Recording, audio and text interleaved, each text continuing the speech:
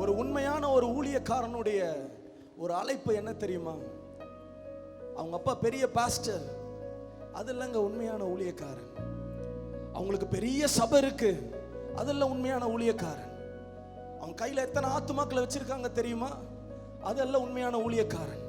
அவனை மாதிரி யாரும் பாட முடியாது, அதெல்லாம் உண்மையான ஊழியக்காரன். அவனை மாதிரி யாரும் கீபோர்டு வாசிக்க முடியாது, வர்ஷிப் நடத்த முடியாது, அது அல்ல உண்மையான ஊழியக்காரன். அவனுக்கு ஃபேஸ்புக்ல நிறைய லைக்ஸ் இருக்கு, அது அல்ல உண்மையான ஊழியக்காரன். ஒரு உண்மையான ஊழியக்காரன் என்றால் அவன் எங்க போனாலும் பிரசன்னத்தை எடுத்துக்கொண்டு போயிட்டே இருப்பான்.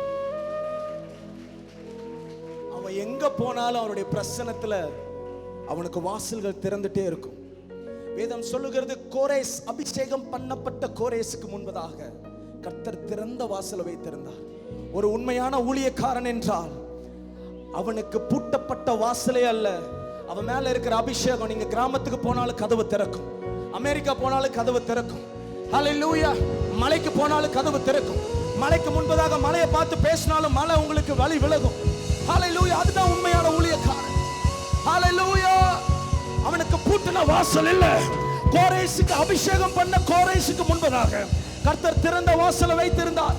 அதுதான் உங்களுடைய ஐடென்டிட்டி, அதுதான் ஒரு உண்மையான ஊழியக்காரனுடைய ஐடென்டிட்டி.